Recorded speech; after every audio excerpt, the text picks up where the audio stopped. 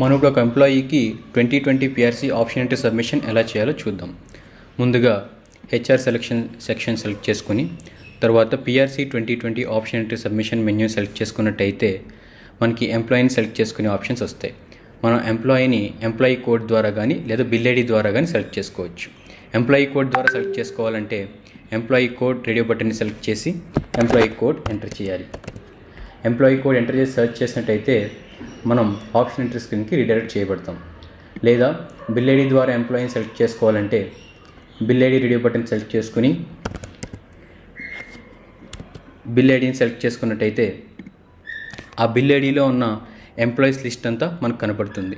And ఆ PRC status of the employee కూడా కనపడుతుంది. పిఆర్సీ ఆప్షన్ ఎంట్రీ ఎంతవరకు వచ్చిందని. సో దాని ద్వారా మనం ఇక్కడ పిఆర్సీ స్టేటస్ ఏంటో చూసుకోవచ్చు. తర్వాత వ్యూ బటన్ మీద క్లిక్ చేసినట్టయితే మనం ఆప్షన్ ఎంట్రీ స్క్రీన్కి రీడైరెక్ట్ చేయబడతాం.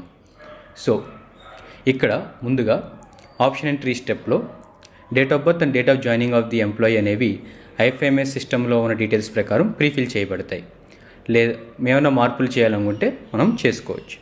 తర్వాత పిఆర్సీ విత్ ఎఫెక్టివ్ డేట్ తర్వాత మొట్టమొదటి ఇయర్లీ ఇంక్రిమెంట్ డేట్ ఎంటర్ చేయాలి. ఒకవేళ ఎంప్లాయీ కనుక పిఆర్సీ విత్ ఎఫెక్టివ్ డేట్ తర్వాత జాయిన్ అయి ఉంటే కనుక ఆ ఎంప్లాయీ యొక్క ఫస్ట్ ఇయర్లీ ఇంక్రిమెంట్ డేట్ ఎప్పుడో అది ఎంటర్ చేయాలి. తర్వాత ఇక్కడ మనం 15 పిఆర్సీ 20 పిఆర్సీ ప్రకారం డీటెయిల్స్ ఎంటర్ చేయాలి. ముందుగా 15 పిఆర్సీ ప్రకారం ఫిక్సేషన్ డేట్ నాడు ఎంప్లాయీ ఏ స్కేల్లో ఉన్నారో సెలెక్ట్ చేయాలి. తరువాత ఎంప్లాయీ లొకేషన్ సెలెక్ట్ చేయాలి. తరువాత employee basic pay as on fixation date select చేయాలి. ఆ తర్వాత హెచ్ఆర్ఏ సిసిఏ అమౌంట్ అనేది ఎంటర్ చేసిన బేసిక్ పే అండ్ లొకేషన్ ప్రకారం ఆటోమేటిక్గా క్యాలిక్యులేట్ చేయబడుతుంది. తర్వాత ఫిక్సేషన్ డేట్ ప్రకారం ఎంప్లాయీ ఏ స్కేల్లో ఉన్నారో సెలెక్ట్ చేయాలి. తరువాత 2020 పిఆర్సీ ప్రకారం ఫిక్సేషన్ డేట్ నాడు ఎంప్లాయీ ఏ లొకేషన్లోకి వస్తారో అది సెలెక్ట్ చేయాలి. తర్వాత fixation as on with effective data లేదా as on yearly increment data select చేసుకోవాలి. సెలెక్ట్ చేసుకున్న తర్వాత ఫిక్సేషన్ డేట్ నాడు ఉన్న బేసిక్ పేకి 30.32% డిఏ 30% ఫిట్మెంట్ కలిపి కొత్త స్కేల్లో ఎంప్లాయీ బేసిక్ పేని ఫిక్స్ చేయబడుతుంది. డీటెయిల్స్ వెరిఫై చేసుకున్న తర్వాత సేవ్ బటన్ మీద క్లిక్ చేసినట్టయితే డీటెయిల్స్ సేవ్ అవుతాయి. ఇందులో మార్పులు చేసుకోవాలి అనుకుంటే ఎడిట్ బటన్ మీద క్లిక్ చేసినట్టయితే ఎడిట్ చేసుకోవచ్చు. మార్పులు చేసుకుని మళ్ళీ సేవ్ చేసుకోవచ్చు. Once basic details of the employee save అయిన తర్వాత మనకి automatic advance scheme details, promotion details, location changes, surrender are additional surrender leaves, other leaves, personal pay, special pay, other details enter చేసుకోవడానికి మనకి ఫీల్డ్స్ ఓపెన్ అవుతాయి. మనం automatic advance scheme enter చేద్దాం. 6 or 12 or 18 or 24 years first select చేసుకోవాలి. తర్వాత automatic advance scheme with effective date select చేసుకోవాలి. తర్వాత automatic advance scheme ద్వారా ఎంప్లాయీ ఏ స్కేల్లోకి మారారో సెలెక్ట్ చేసుకోవాలి. తర్వాత 2020 పిఆర్సీ ప్రకారం ఏ స్కేల్లోకి వస్తారో సెలెక్ట్ చేసుకుని సేవ్ చేసుకున్నట్టయితే automatic advance scheme details save అవుతాయి. దీంట్లో మార్పులు చేసుకోవాలి అనుకుంటే కనుక ఎడిట్ బటన్ మీద క్లిక్ చేసి మార్పులు చేసుకోవచ్చు. చేసుకున్న తర్వాత మళ్ళీ సేవ్ బటన్ మీద క్లిక్ చేసుకుంటే సేవ్ అయిపోతుంది. అలానే ప్రమోషన్ డీటెయిల్స్ ఎంటర్ చేద్దాము.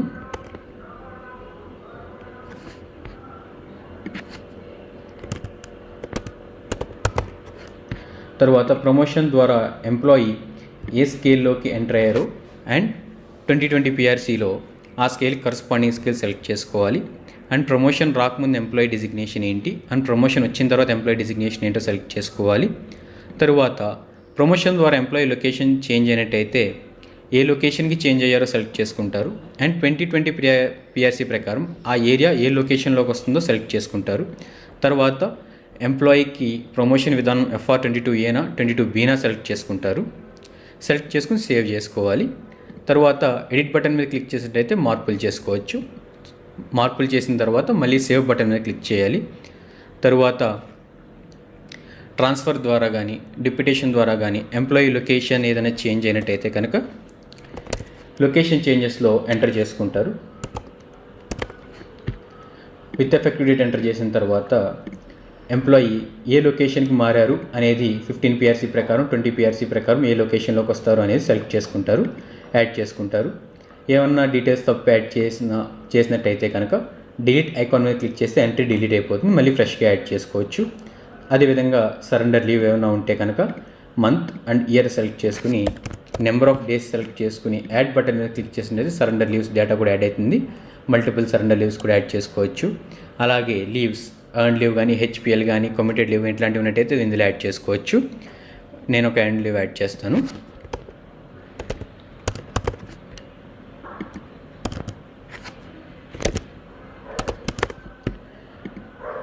లీవ్ యాడ్ చేయబడింది. తర్వాత ఎంప్లాయీకి పర్సనల్ పే కానీ స్పెషల్ పే కానీ ఏమైనా ఉంటే కనుక ఇందులో యాడ్ చేసుకుంటారు.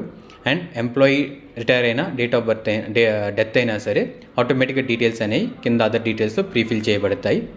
సబ్మిట్ బటన్ నొక్కిన తర్వాత డీటెయిల్స్ అనేవి ప్రివ్యూ కనబడుతుంది. ప్రివ్యూ మొత్తం వెరిఫై చేసుకుని డీటెయిల్స్ అన్నీ కరెక్ట్గా ఉన్నాయి అనుకున్నప్పుడు సబ్మిట్ బటన్ క్లిక్ చేస్తే డీటెయిల్స్ అనేవి సేవ్ అయిపోతాయి. తర్వాత మనం పే క్యాల్కులేషన్ అనే స్క్రీన్కి రిడైరెక్ట్ చేయబడతాము. అందులో ఎంప్లాయీ కరెంట్ డిఏ ఏ డిఏలోకి వస్తారో మనం సెలెక్ట్ చేసుకున్న తర్వాత earnings and deductions next salary bill నుంచి ఎంప్లాయీ ఎర్నింగ్ అండ్ డిడక్షన్స్ ఏమి ఉండబోతున్నాయో దీంట్లో వెరిఫై చేసుకుని ఓకే అనుకున్న తర్వాత సేవ్ ఎంప్లాయీ పే డీటెయిల్స్ మీద క్లిక్ చేసినట్టయితే డీటెయిల్స్ అనేవి సేవ్ అయిపోతాయి. డీటెయిల్స్ అనేవి సేవ్ అయిన తర్వాత మనం పిఆర్సీ ఏరియర్ స్క్రీన్కి రిడైరెక్ట్ చేయబడతాం. ఏరియర్ స్క్రీన్లో మొత్తం ఎంప్లాయీ పిఆర్సీ ఏరియర్స్ మొత్తం part 1 national period, part 2 monetary benefit and part 3 cash period 3 కనపడతాయి.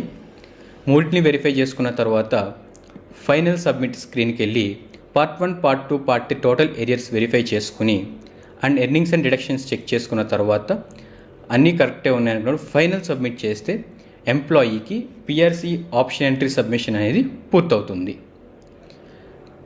పూర్తయిన తర్వాత ఇప్పుడు ఎంప్లాయీకి ఎరియర్ బిల్ అనేది సబ్మిట్ చేయాలి.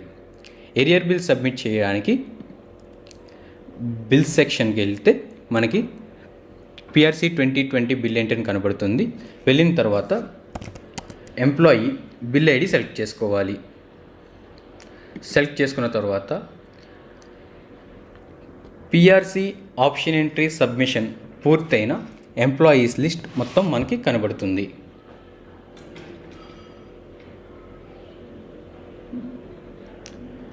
అండ్ ఆల్రెడీ బిల్లు కనుక సబ్మిట్ అయ్యి ఉంటే ఆ ఎంప్లాయీ డీటెయిల్స్ ఇందులో రావు.